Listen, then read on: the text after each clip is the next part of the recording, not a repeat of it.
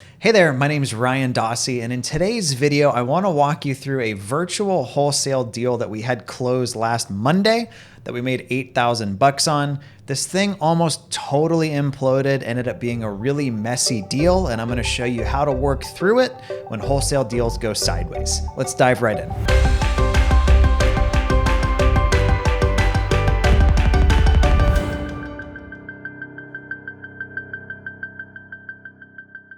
All right, let me drop you straight into the CRM I use, which is Simply, and let's just hop right into this deal because boy, did this thing get a little bit messy.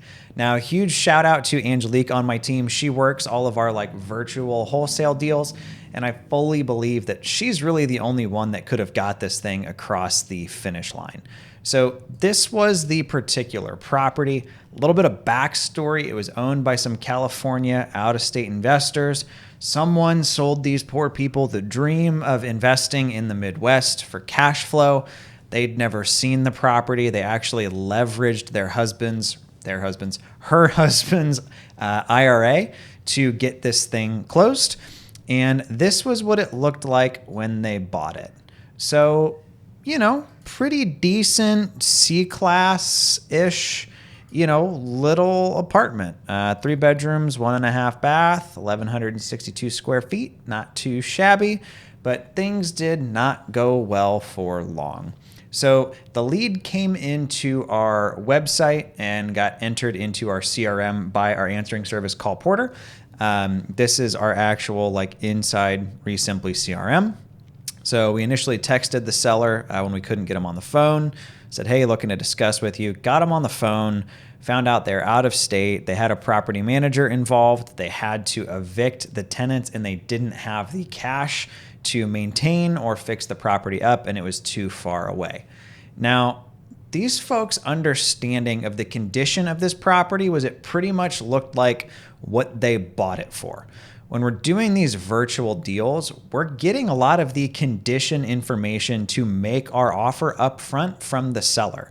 So we're asking them what kind of shape is it in? Any damages, any repair work that you're aware of that needs to happen? And that led us to an offer that I'm going to go over with you here in a second. But their motivation for wanting to sell it was that they were behind on taxes and they owed the HOA some money, roughly about $6,000. So out-of-state investors, vacant condo in kind of a C-class part of Kansas City that they're falling behind on bills on. I don't blame them for wanting to unload this thing. While they owned the property, they'd leased it to 2 tenants. The first one they said was absolutely great. The second one was the one that they ended up evicting. However, their property manager, I guess, kind of sucked or maybe didn't adequately convey what was going on.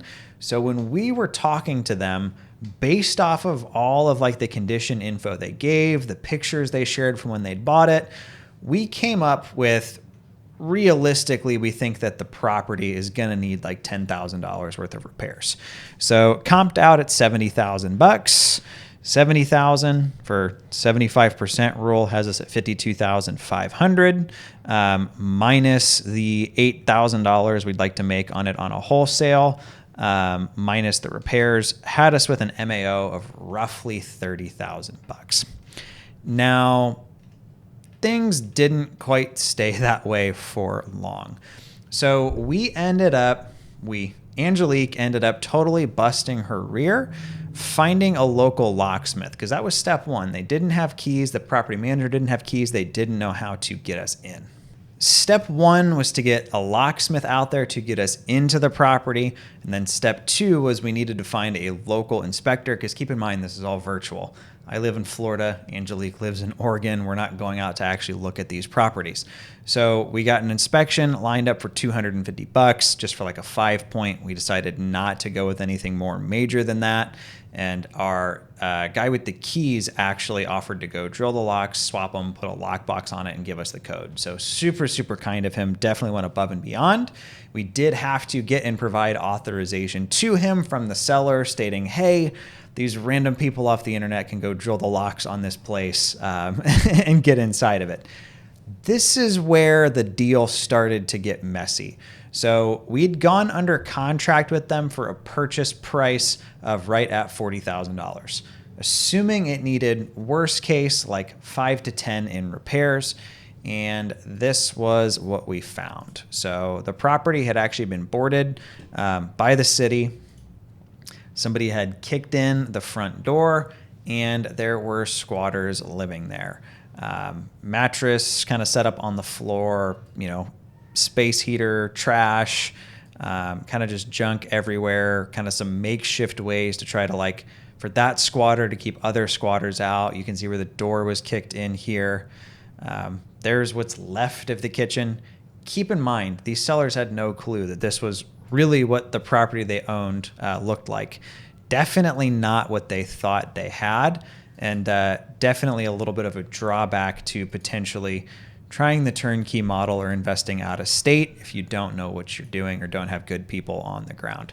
So according to the locksmith alone, the back door had been kicked in, squatters were active, and he did his best to kind of secure the property to prevent further damages.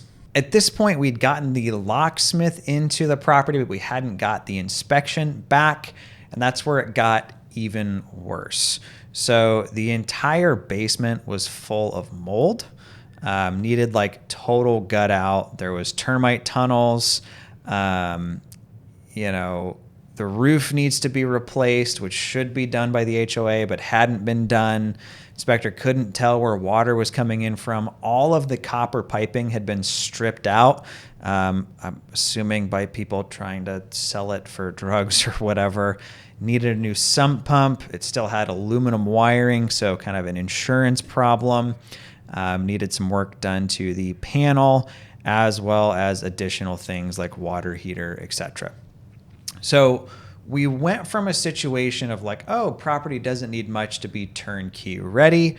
Our offer was $40,000, all the way down to only being willing to pay $5,000. We ended up having to break the news to the owner, hey, this is not what you think it has. I know you thought you were going to get $40,000, but we're actually at $5,000, meaning they were going to take a serious loss on what they'd paid for the place.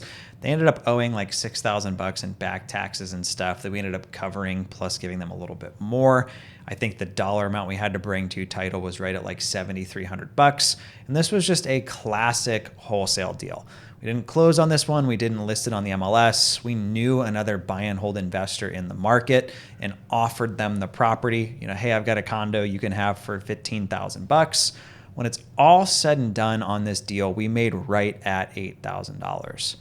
The point I wanted to make with this one, though, is not all deals are easy. We started talking to this seller back in December, didn't get paid till early March. So if you're somebody who's just trying real estate investing, chances are you would have given up on this thing. When the inspection came back way worse than we were expecting, the deal could have fell apart then. So we had to actually retrade to get this thing closed. The last kind of just takeaway I want to give you on this, when we shot the deal out to the guys we know in town, we weren't here's what it's worth, here's what it needs in repairs. Super simple. Here's the address, here's pictures, here's what we think is going on with it. $15,000 or best offer. They hit us back and said, yeah, okay, that's fine. So don't play games with your buyers. We don't do the whole sign an NDA to get the address, or let me see proof of funds, or I'm not going to give you the address. Give people the info they need to make you offers and just see what happens. Thank you for taking the time to watch today's video. I think it's important to share with you guys the really good solid deals where we make $30,000 and it takes no time. But I also think it makes a lot of sense just to set proper expectations for you guys of they're not all smooth. $8,000 for the amount of time we had in this thing, I would say our actual profit on it is going to end up being closer to $3,000 or $4,000. So they're not all easy. Hang in there when you get these ones that are a little bit messier. The important thing was we got this thing across the finish line to get them out of this money pit and get an investor that wanted this asset into a new opportunity. Thanks for taking the time to hang out with us. Be sure to like and subscribe. We'll talk to you next time.